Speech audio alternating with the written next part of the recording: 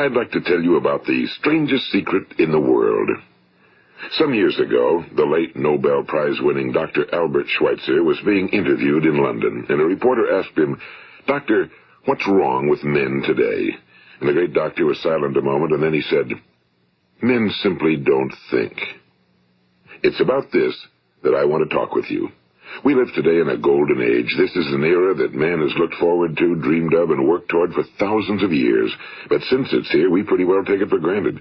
We in America are particularly fortunate to live in the richest land that ever existed on the face of the earth, a land of abundant opportunity for everyone. But do you know what happens? Well, let's take 100 men who start even at the age of 25. Do you have any idea what will happen to those men by the time they're 65? These 100 men who all start even at the age of 25 believe they're going to be successful. If you asked any one of these men if he wanted to be a success, he'd tell you he did. And you'd notice that he was eager toward life, that there was a certain sparkle to his eye, an erectness to his carriage, and life seemed like a pretty interesting adventure to him. But by the time they're 65, 1 will be rich. 4 will be financially independent. 5 will still be working. 54 will be broke. Now think a moment. Out of the 100, only 5 make the grade. Now why do so many fail? What has happened to the sparkle that was there when they were 25? What's become of the dreams, the hopes, the plans? And why is there such a large disparity between what these men intended to do and what they actually accomplished? When we say about 5% achieve success, we have to define success. And here's the best definition I've ever been able to find. Success is the progressive realization of a worthy ideal. If a man is working toward a predetermined goal and knows where he's going, that man is a success. If he's not doing that, he's a failure. Success is the progressive realization of a worthy ideal. Rollo May, the distinguished psychiatrist, wrote a wonderful book called Man's Search for Himself. And in this book he says, the opposite of courage in our society is not cowardice. It is conformity. And there you have the trouble today. It's conformity, people acting like everyone else without knowing why, without knowing where they're going. Now think of it. In America right now, there are over 18 million people 65 years of age and older. And most of them are broke. They're dependent on someone else for life's necessities. Now, we learn to read by the time we're 7. We learn to make a living by the time we're 25. Usually by that time, we're not only making a living, we're supporting a family. And yet, by the time we're 65, we haven't learned how to become financially independent in the richest land that has ever been known. Why? We conform. And the trouble is that we're acting like the wrong percentage group, the 95 who don't succeed. Now, why do these people conform?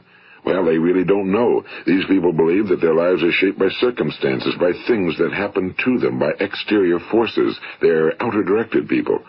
A survey was made one time that covered a lot of men, working men, and these men were asked, "Why do you work? Why do you get up in the morning?" 19 out of 20 had no idea. If you ask them, they'll say, well, everyone goes to work in the morning, and that's the reason they do it, because everyone else is doing it. Now let's get back to our definition of success. Who succeeds? The only person who succeeds is the person who is progressively realizing a worthy ideal. He's the person who says, I'm going to become this, and then begins to work toward that goal.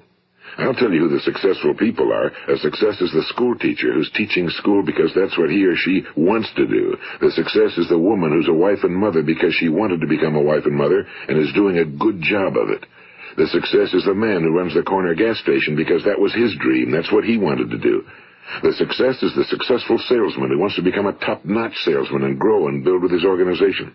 A success is anyone who is doing deliberately a predetermined job because that's what he decided to do deliberately. But only 1 out of 20 does that. That's why today there isn't really any competition unless we make it for ourselves. Instead of competing, all we have to do is create. You know, for 20 years, I looked for the key which would determine what would happen to a human being.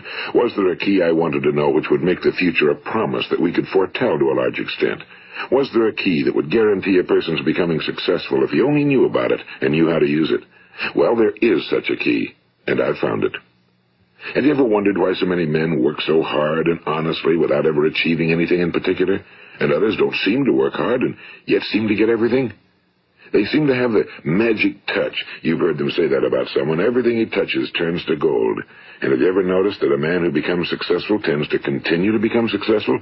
And on the other hand, have you noticed how a man who's a failure tends to continue to fail? Well, it's because of goals. Some of us have goals, some don't. People with goals succeed because they know where they're going. It's that simple. Think of a ship leaving a harbor, and think of it with the complete voyage mapped out and planned. The captain and crew know exactly where it's going and how long it'll take. It has a definite goal. Now, 9,999 times out of 10,000, it will get to where it started out to get. Now, let's take another ship, just like the first, only let's not put a crew on it or a captain at the helm. Let's give it no aiming point, no goal, no destination. We just start the engines and let it go. I think you'll agree with me that if it gets out of the harbor at all, it will either sink or wind up on some deserted beach, a derelict. It can't go anyplace because it has no destination and no guidance, and it's the same with a human being. Take the salesman, for example. There's no other person in the world today with the future of a good salesman. Selling is the world's highest paid profession, if we're good at it and if we know where we're going.